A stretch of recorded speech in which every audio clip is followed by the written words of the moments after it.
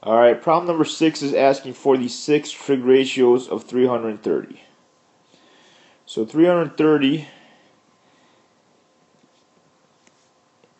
is in the fourth quadrant, and it's closest to 360 degrees as far as the x-axis is concerned. And so when we do our all students take calculus, cosine will be the only one that is positive of the 3 first problems. The reciprocals are always easiest to come up with after we do the first 3. So I'm going to put a negative here, I'm going to put a positive here, I'm going to put a negative here just to make sure that I don't forget to do that later. And just knowing the signs is worth something. So because 330 and 360, that means my reference angle will be 30 degrees. So when I do 30 degrees,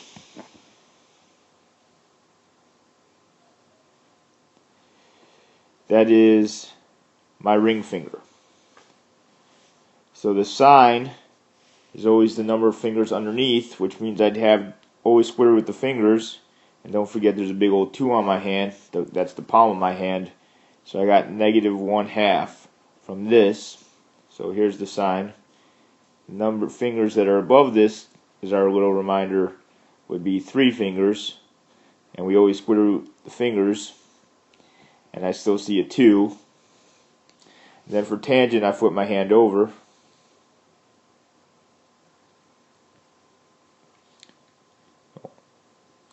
And this is still my 30 finger, but I don't have the 2 on the back of my hand, so I got the square root of 1, which is 1 over, so this is 1 over 3 fingers, so I got always square root the fingers, but you don't square root 1, and so those are my answers for sine, cosine, and tangent of 330.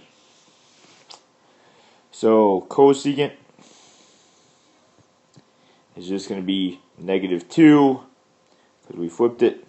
Secant will be 2 over the square root of 3, and the cotangent of 330 would be negative square root of 3.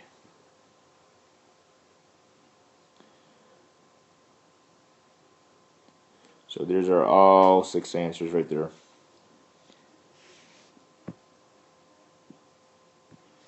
Problem number 7, we have the point at negative 1, 4,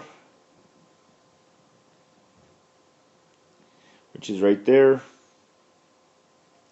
which means that's negative 1 and that's 4. And to get the hypotenuse, we're going to do the Pythagorean theorem.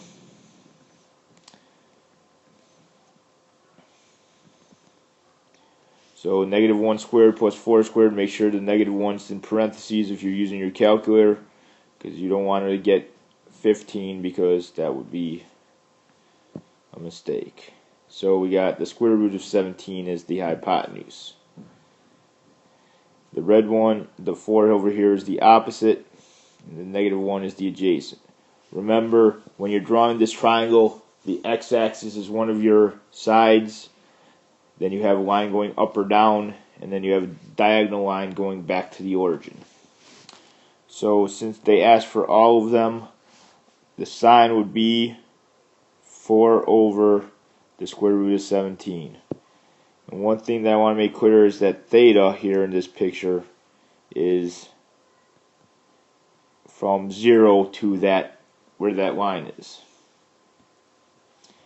So the cosine of theta is the adjacent over the hypotenuse, and the tangent is the opposite over the adjacent, which is just negative 4.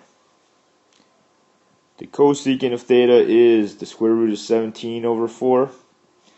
The secant is, well, we don't need the 1 on the bottom, so that's just negative square root of 17. And the cotangent of theta is negative 1/4. Alright, We have a sine of theta in 12 over 13 in quadrant number 2. Well, there's quadrant number 2. And in order to make this easy for us, we're going to make the opposite side 12 and the adjacent side, the hypotenuse 13. And so this time we're going to find the adjacent side by using the the Pythagorean theorem. So when I subtract 144, we get 25, and we get x equals 5, but because we're off to the left, I put in a negative 5. So, sine of theta, once again, that's actually what theta is, but this is the angle that we use to figure out opposite and adjacent hypotenuse. So, because that's a reference angle, so the sine turns out to be 12 over 13, but we knew that because they gave it to us. The cosine is negative 5 over 13. The tangent is 12 over negative 5. Cosecant, 13 over 12.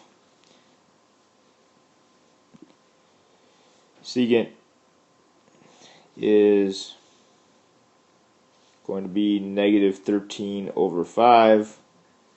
And finally, the cotangent is negative 5 over 12.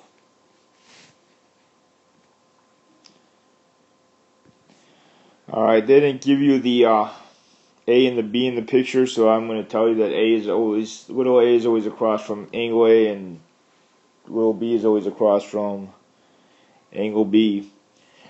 But it didn't say that, so I put it in for us. So, in this picture, the hypotenuse is the one I do not care about because it's neither given to me nor am I asked to find it. From 37 degrees, the B is the opposite, and that means that the 12 is the adjacent.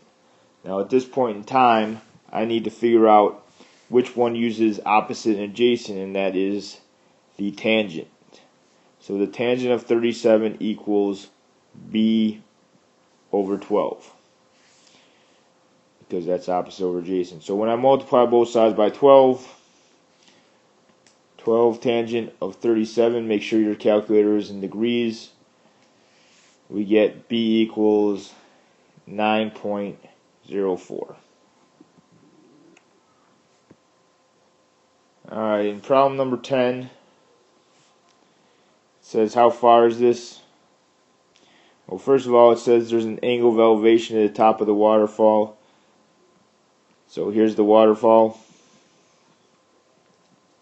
in my right triangle, and the angle of elevation is how much the angle is above horizon, so there's 54, and the distance from the far side of the pool to the top of the waterfall is 230 feet.